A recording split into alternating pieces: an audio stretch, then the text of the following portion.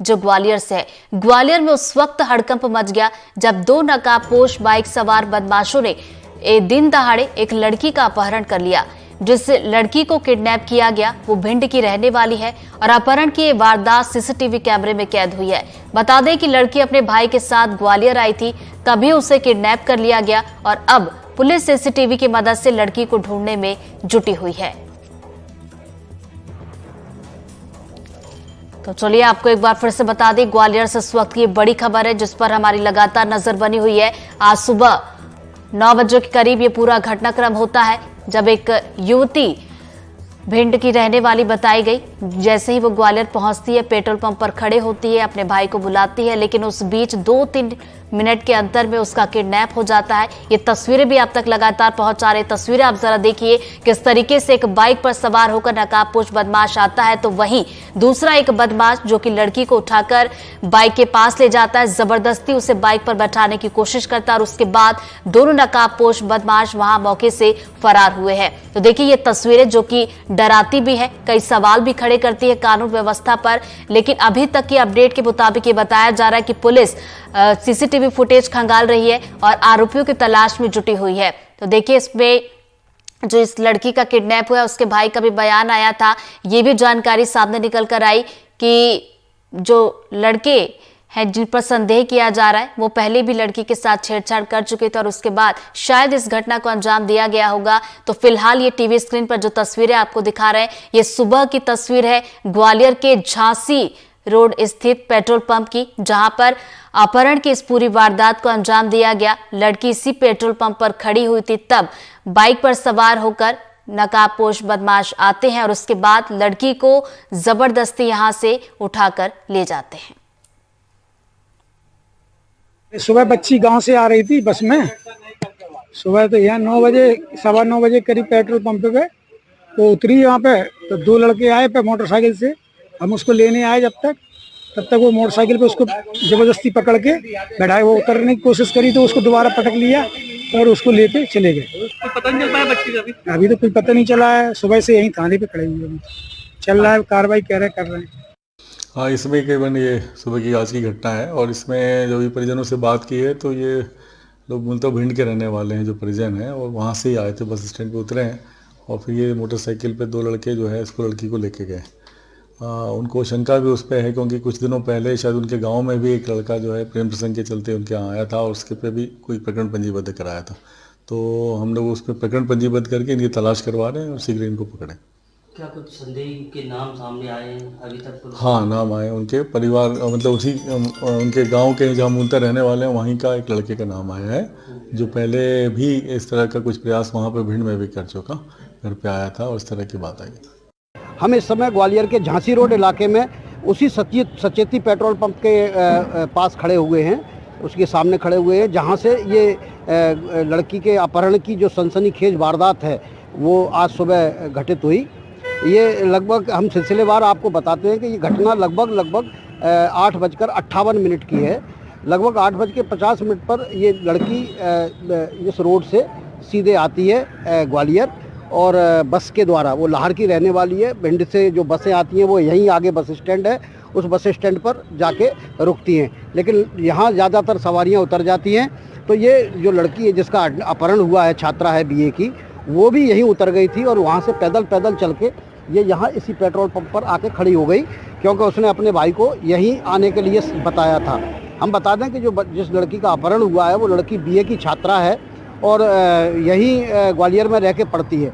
वो दीपावली पर अपने घर गई हुई थी और घर से आने के बाद यहाँ छुट्टियाँ ख़त्म होने के बाद अभी आई थी, तो यहाँ वो खड़ी हो गई थी और खड़े होने के बाद ज़्यादा से ज़्यादा मान के चली कि अभी 8:58 का समय रहा होगा कि अचानक कुछ 2 बदमाश आते हैं, एक मोटरसाइकिल पर सवार होकर हेलमेट लगाए हुए हैं और वो लड़की को पीछे से आके पकड़ता है। उसमें से एक लड़का ज़बरदस्ती से बाइक पर डालता है और बाइक उन्होंने पहले से ही कर रखी थी और लेके इस चौराहे की तरफ के चले जाते हैं। और ये इतना फुर्ती में हुआ, इतनी तेज़ी के साथ हुआ कि लोगों की एकदम समझ में भी नहीं आया। हालांकि पेट्रोल पंप पर काफ़ी लोग मौजूद थे, लेकिन उस दौरान किसी ने भी न तो बदमाशों को रोकने की कोशिश की, बल्कि लड़की का, अगर हम जैसे सीसीटीवी फुटेज में देख रहे हैं, वो लड़की लगातार जो है कोशिश कर रही है उससे कूदने की, उतरने की या बचने की, लेकिन किसी ने उसकी मदद नहीं की। लेकिन डिस्टेंस इतना कम था रोड और पेट्रोल पंप के बीच में कि लोगों की समझ में नहीं आ पाया, और जब तक समझ पाते तब तक ये चौराहा था, फिर वो कहाँ चले गए ये कोई देख नहीं पाया। तो इसके कारण जो है वो 2 मिनट 3 मिनट के अंदर ही सारा का सारा खेल बदल गया। उसके भाई यहाँ जब मौके पर पहुँचे उस समय लगभग 9:04 का समय था, और जब उन्हें तब तक यहाँ हलचल हो चुकी थी और उन्होंने जाके ये सीधा थाने में बताया, और थाने से फिर पुलिस आई और सीसीटीवी फुटेज निकाले गए, जो फुटेज हम एनडीटीवी पर अभी आपके स्क्रीन पर दिखाई दे रहे हैं। तो इस तरह से ये पूरा घटनाक्रम हुआ।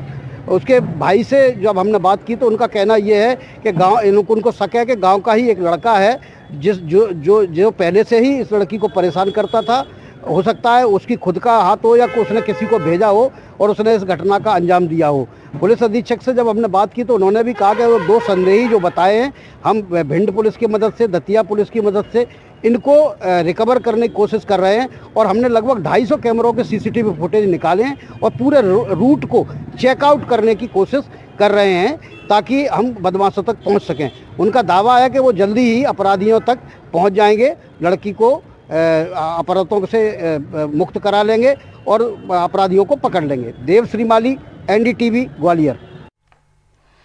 और चलिए इसी खबर पर ज्यादा जानकारी के साथ हमारे वरिष्ठ सहयोगी देवश्री माली जी हमारे साथ लाइव जुड़ गए हैं ग्वालियर से। साथ ही साथ इस वक्त हमारे साथ रिटायर्ड डीएसपी अरविंद खरे जी भी जुड़ गए। दोनों से ही हम बातचीत करेंगे। सबसे पहले देव जी मैं आपके पास आना चाहूंगी। सबसे बड़ी बात तो यह कि सुबह से इस खबर पर एनडीटीवी मध्य प्रदेश छत्तीसगढ़ की निगाहें बनी हुई है। हम भी कोशिश कर रहे हैं कि जल्द से जल्द जो आरोपी है वो पकड़ में आ जाए। अभी की बात की जाए तो आपके पास इस पूरी खबर पर ताजा अपडेट क्या है? क्या कोई सुराग मिल पाया है? हाँ बिल्कुल ऋतु, सुराग तो मिला है, लेकिन अपराधी अभी भी पुलिस की पकड़ से बाहर हैं, और उनके बाद वो किस तरफ गए हैं, क्योंकि एक इलाके में जहां तक गए हैं उसके बाद का जो इलाका है, नया नव विकसित इलाका है, वहां ये सीसीटीवी कैमरे लगे ही नहीं है। तो एक जगह पर जाकर वो चीजें रुक जाती है, लेकिन फिर भी पुलिस का कहना है कि उन्होंने उसकी लेंथ को पकड़ लिया है और उसके सहारे वो आगे बढ़ रहे हैं।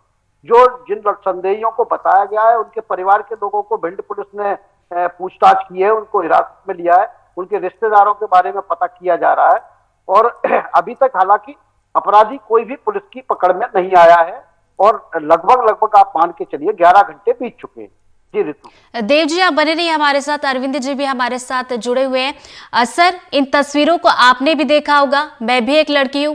इन तस्वीरों को देखने के बाद कहीं ना कहीं डर है, एक हम सहम से जाते हैं। मैं उस वक्त पे जो लड़की चीख रही थी, चिल्ला रही थी, एक मदद की उसे गुहार थी, और हम समझ सकते हैं कि किस तरीके से वो महसूस कर रही होगी। लेकिन बड़ा सवाल ये है कि ये तस्वीरें सामने आने के बाद कहीं ना कहीं एक सवाल भी खड़े होते हैं कि आखिर कानून व्यवस्था को क्या हो गया।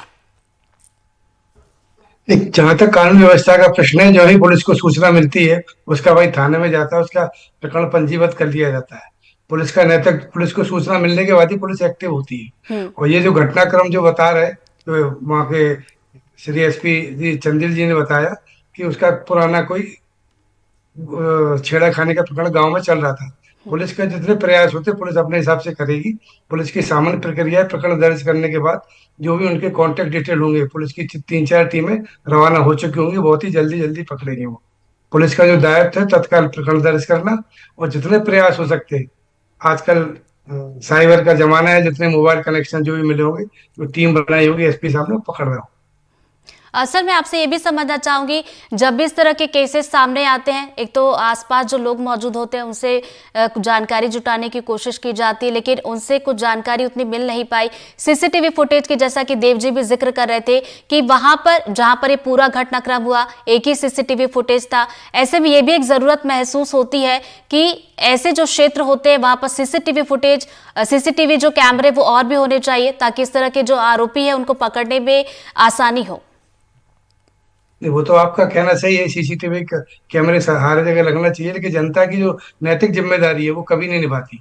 जहाँ तक मेरा अनुभव है पुलिस की सर्विस का, जब भी कोई अपराध होता, किसी लड़की का अपहरण हो या कोई हत्या हो, जनता मूक दर्शक बन के तमाशा देखती रहती है जब तक उस पर खुद न बीते। ये जनता की भी बहुत बड़ी लापरवाही है कि बीच बाजार से, पेट्रोल पंप से लड़के गुंडे लोग उठा रहे हैं और आदमी लोग तमाशा देख रहे हैं। कोई ज्यादा बड़े अपराधी भी नहीं है, दो तीन लंपट टाइप के, छोटे टाइप के अपराधी दिख रहे हैं। जनता थोड़ी सी इकट्ठी हो रही थी तो ये घटना रुक सकती थी।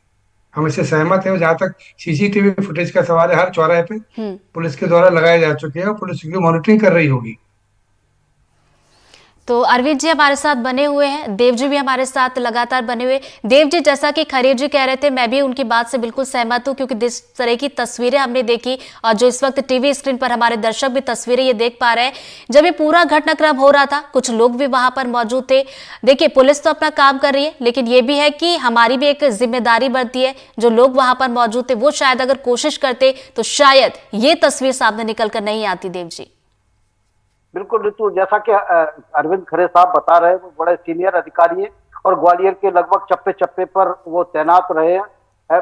मैं यही बताना चाहता हूं कि एनडीटीवी सुबह से, आप भी लगातार एंकरिंग कर रही हैं, एनडीटीवी सुबह से लगातार ये बात बताने की, ये इसी बात को मुद्दा बनाए हुए है कि जो लोग मूक दर्शक बने रहे। अब वहां 8 लोग मौजूद थे, लेकिन किसी ने भी बच्ची को न तो बचाने का प्रयास किया, ना बदमाशों से लोहा लेने का प्रयास किया। अगर वो थोड़ा सा भी प्रयास करते तो निश्चित तौर पर ये घटना वहां का वहीं उसका पटाक्षेप हो जाता, क्योंकि बदमाश इतने ताकतवर दिखाई नहीं दे रहे कि वो कोई फायरिंग करते हुए आए हों। तो निश्चित तौर पर ये समाज में भी एक नैतिक जिम्मेवारी बनती है और हम लगातार यही मामला उठा रहे हैं। लेकिन एक बात और भी है कि क्या पुलिस का अपराधियों पर कोई नियंत्रण या भय नहीं होना चाहिए? जैसा कि अरविंद खरे साहब खुद भी ग्वालियर में रहे हैं, तो तब जब ऐसी घटना होने से करने के पहले अपराधी 100 बार सोचता था कि इस थाने में वो टीआई है, वो हमारी क्या क्या करेगा, और कितनी तेजी के साथ एक्शन होता था कि जब खुद खरे साहब मौजूद है, जब डॉक्टर अजय शंकर का अपहरण किया तो इन्होंने ही, मतलब कितना, उस जमाने में साइबर भी नहीं था, उस जमाने में मोबाइल भी नहीं थे, लेकिन बड़ी तेजी के साथ अब करते हुए न केवल उनको रिकवर कराया, बल्कि इनकाउंटर में वो बदमाश जो उस जमाने में लाखों रुपए का इनामी था, घनश्याम उत्तर प्रदेश का, उसको मार गिराया। आज की तारीख में अगर देखा जाए तो ऐसा लगता नहीं है कि पुलिस की मौजूदगी को गुंडे जो है रिकॉग्नाइज करते हैं, उनसे कुछ डरते हैं अपराधी। पुलिस से तो स्थिति ये बन गई है कि आम आदमी ही डरने की कोशिश करता है। तो इसके भी दुष्परिणाम निश्चित तौर पर लगते हैं और पुलिस को भी इससे जो है ना बरी नहीं किया जा सकता। ऋतु। बिल्कुल देव जी। अरविंद जी, आपसे मेरा अगला सवाल है, जैसा कि हम जिक्र भी कर रहे थे, आपका भी लगातार कार्यकाल रहा है, ऐसी घटनाएं आपने भी देखी होंगी, आपने भी हैंडल की होंगी। आखिर ये बदमाशों में जो खौफ, हम पहले देखते थे कि एक खौफ होता था कि पुलिस का इस घटना को करने के लिए वो सोचते भी थे, लेकिन आजकल हम न केवल ग्वालियर की ही बात करें बल्कि अलग अलग राज्यों से जो खबरें भी आती है, अलग अलग शहरों से इस तरह की, तो आखिर कहां पर वो कमी है, कहां पर वो चूक है, कहां पर कानून व्यवस्था को दुरुस्त करने की जरूरत है ताकि इस तरह की जो घटना है वो कम हो जाए? पुलिस का बल की हमेशा कमी रहती है हर जिले में, मध्य प्रदेश और Uttar Pradesh, all over the India में जनसंख्या बहुत ज्यादा बढ़ रही है, क्राइम का उसी हिसाब से अपराधी बढ़ रहे हैं और उसके कारण पुलिस बल कम होने से जनता में एक नई पुलिस के द्वारा कम्युनिटी पुलिसिंग चालू हुई है कि पुलिस का जब तक जनता सहयोग नहीं करेगी, पुलिस उतना ढंग से अपराधों पर कंट्रोल नहीं कर पाती। इसमें दोनों पक्ष की जिम्मेदारी है, जनता की भी है, कम्युनिटी पुलिस के कारण जनता से पुलिस वाले जुड़ते हैं आजकल और वो हर जगह चल रहा है। जहां तक पुलिस का सवाल है, पुलिस की संख्या हर थाने में बहुत कम है, जिस हिसाब से एरिया बढ़ रहा है। और ये अपराध है, ग्वालियर का अपराध है, अपराधी दूसरे जिले भिंड के हैं, मुरैना के हैं, थोड़ा तकलीफ तो पुलिस को आती है, टेक्निकल समस्या है। पुलिस को या लॉ एंड ऑर्डर को इसको अपन दोष नहीं दे सकते, ये सामाजिक व्यवस्था है, सामाजिक संरचना जो आजकल बन रही है उसमें ये अपराध ऐसे दिखते हैं थोड़े से। तो जहाँ तक लॉ एंड ऑर्डर का सवाल जी, अरविंद जी, अगर इस केस की बात करें, आपने मेरे ख्याल से अभी तक जो हमारी चर्चा चल रही है, आपने तस्वीरें भी देखी होंगी, आपको पूरा मामला भी पता होगा। अगर पुलिस की बात की जाए तो अब क्या स्ट्रैटेजी होनी चाहिए? क्योंकि देखिए, सुबह करीब 9 बजे का ये पूरा घटनाक्रम बताया जा रहा है, 9 बजने वाले हैं और जो परिजन है, जाहिर सी बात है वो परेशान है, उनके मन में यही चल रहा होगा कि उनकी बेटी कब उनके पास आ जाए। तो क्या स्ट्रैटेजी होनी चाहिए कि जल्द से जल्द जो है पुलिस सुराग कुछ मिले, जल्द से जल्द आरोपियों तक पुलिस पहुंच जाए? पुलिस ने जो भी संदिग्ध के नाम उनके परिवार वालों ने इशारे किए हैं, उनके संबंधित जितने भी लोग होंगे, जो नाम जानकारी मिली होगी, पुलिस की वहां पे टीमें रवाना हो चुकी होंगी। और मेरे ख्याल से आज रात तक एक सफलता भी पुलिस को मिल जाएगी। पुलिस अपने हिसाब से सारे जो सामान्यतः प्रयास करती है, जो कॉन्टेक्ट शंका बताई जिन लड़कों की, बदमाशों की, उनका डिटेल, टेलीफोन डिटेल लेके पता लगाती है और पता लगा लेगी। और कोई दूसरी स्ट्रेटेजी इसमें है नहीं, क्योंकि इसमें सूत्र भी मिल रहे हैं। उसके भाई ने थाने में कुछ सस्पेक्ट के नाम बताए, उसी उस पर चलेगी पुलिस और पकड़ भी लेगी। तो अरविंद जी हमारे साथ बने हुए। देव जी, अगर आप कोई सवाल अरविंद जी से करना चाहे तो आप अपना सवाल पूछ सकते हैं अरविंद जी से। देव जी। नहीं, मैं यही सवाल पूछना चाहता हूँ कि ये ठीक है कि पुलिस बल की संख्या कम रहती है, लेकिन संसाधनों की दृष्टि से पुलिस को मजबूत किया आपकी आवाज नहीं आ रही है साफ। तो संसाधनों की जगह जरिए तो मजबूत किया गया है पुलिस को। जैसा कि आज से 15 साल 20 साल पहले पुलिस के पास टूटी सी गाड़ी होती थी और भी संसाधन होते थे, वो उनकी कमी है। तो निश्चित तौर पर पुलिस फोर्स की कमी तो हमेशा रहेगी, क्योंकि जनसंख्या के अनुपात में तो पुलिस फोर्स नहीं रह सकता। उसके बावजूद भी क्या पुलिस के पास भी क्विक एक्शन के लिए उनको भी कोई सख्त ट्रेनिंग की जरूरत है। और इस तरह की घटनाओं से रोकने के लिए, जैसा उन्होंने खुद भी कहा है कि कम्युनिटी पुलिसिंग की बहुत जरूरत होती है, ताकि लोग जो है ना, खासतौर पर महिलाएं खुद इस तरह की जागरूक हो कि वे इन अपराधियों का मुकाबला कर पाए। शहरों में इस तरह के कॉलेज, आपकी आवाज बिल्कुल नहीं आ रही। कॉलेजेस में तो प्रयास किए जा रहे हैं, लेकिन अभी ग्रामीण क्षेत्रों में ये चीज नहीं पहुंची है कि लड़कियां डायरेक्ट बदमाशों से मुकाबला कर सके।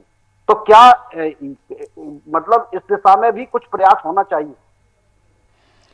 देव जी का जो सवाल है अरविंद जी, मैं आपसे दोबारा पूछूंगी, लेकिन फिलहाल अब या छोटे से ब्रेक के लिए रुक रहे हैं, दोबारा लौटेंगे तब बाद देव जी का सवाल मैं आपसे करूंगी।